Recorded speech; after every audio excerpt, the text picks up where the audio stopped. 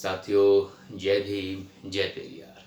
मैं सतीश बौद्ध आप सभी के बीच में फिर से उपस्थित हुआ हूँ। आप सभी का खैर मकदम करता हूँ, इस्तकबाल करता हूँ, साधुवाद करता हूँ। एक लंबे समय से आप मेरे साथ बने हुए हैं और बीच बीच में मैं कई बार वीडियोज़ अपलोड नहीं कर पाता हूँ, लेकिन उसके बावजूद भी आप मेरे साथ बने रहते हैं। उसके लिए मैं आप सभी का शुक्रिया अदा करना चाहता हूँ। खैर, जिस समाज का मुद्दा उठा करके हम लोगों को जागरूक करते रहते हैं, वो समाज, वो शोषित, पीड़ित, दबे कुचले वर्ग का समाज एक लंबे समय से एक निर्धारित सोच का शिकार होता रहा है।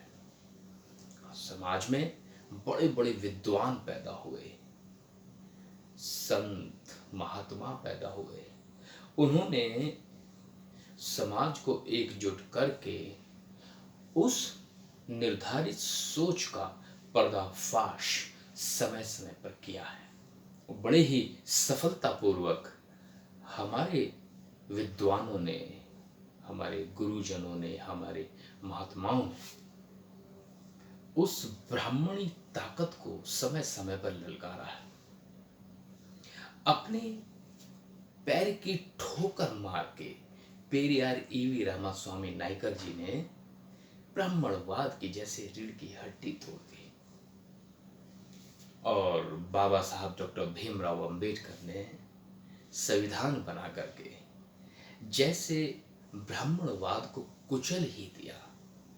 आज भी ब्राह्मणी व्यवस्था और सनातनी या मनुवादी विचारधारा के लोग जब भी संविधान के संबंध में अपने विचार व्यक्त करते हैं तो उन्हें झल्लाहट होती है, और उसी झल्लाहट के चलते हुए आज ये मनुवादी सरकार और मनुवादी विचारधारा से ओत-प्रोत राजनैतिक नेता और उनके गुर्गे पूरी शक्ति लगाकर बाबा साहब डॉक्टर भीमराव अंबेडकर के द्वारा बनाए गए संविधान को नष्ट भ्रष्ट करने में लगे हुए हैं।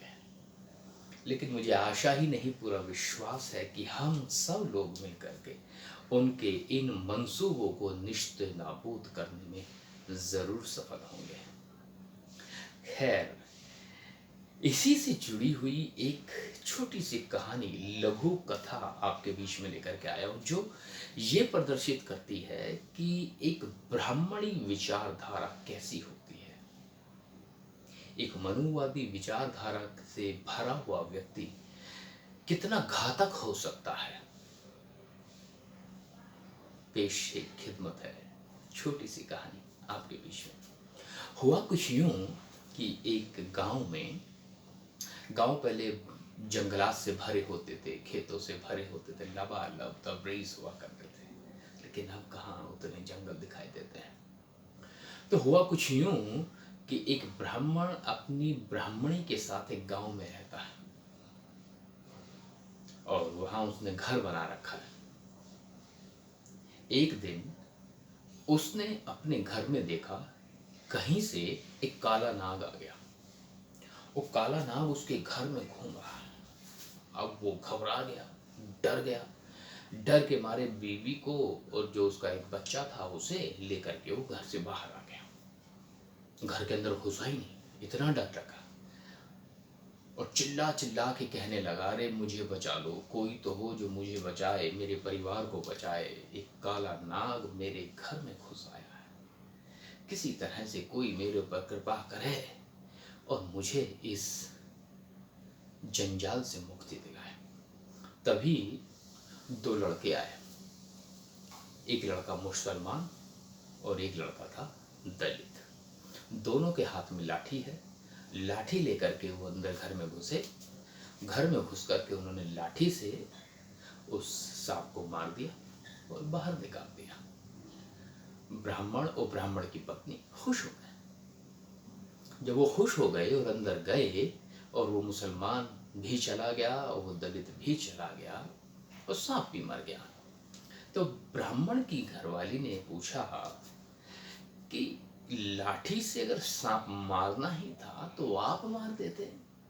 देखो कितने अच्छे लोग थे, आप रात दिन इन मुसलमानों को कोसते रहते हो, इन रात दिन इन दलितों को कोसते रहते हो, इन्हीं की में कमी निकालते रहते हो, और फिर इन्हीं ने तो तुम्हारी मदद करी आगे, इन्होंने ही तो तुम्हारा सांप मारा, आप खुद क्यों नहीं किया?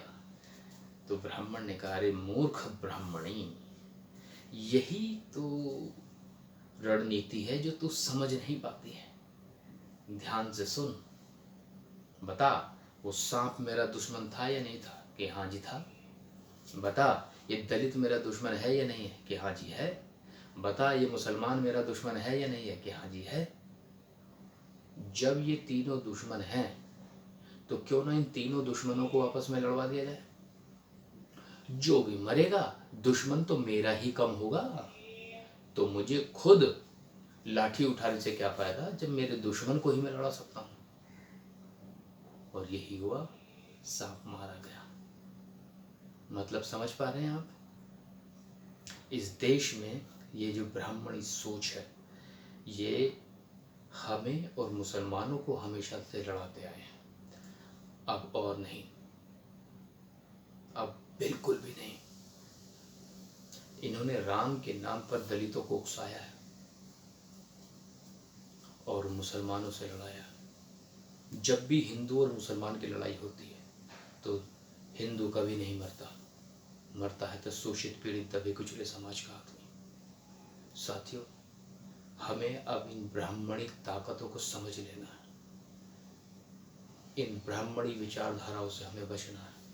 इनकी सोच बड़ी घातक है, ये सोच हमें समाप्त करने के लिए बनी है, लेकिन हमें अब इनकी सोच का पर्दाफाश करना है। मैं उम्मीद करता हूँ कि आपको मेरी बात ज़रूर समझ में आई होगी, और इस बात को अपने तक ना रखें। आप इस कहानी को खुद भी सुने और लोगों के साथ शेयर भी करें, और सभी से निवेदन करता हूँ कि हमारे चैनल को सब्सक्राइब ज़रूर करें। इन्हीं शब्दों के साथ मैं सतीश पौध आप सभी से विदा लेता हूँ। फिर किसी और मुद्दे के साथ या किसी कहानी के साथ आपके बीच में उपस्थित रहूँगा। तब तक के लिए जय भीम, जय पेरियार।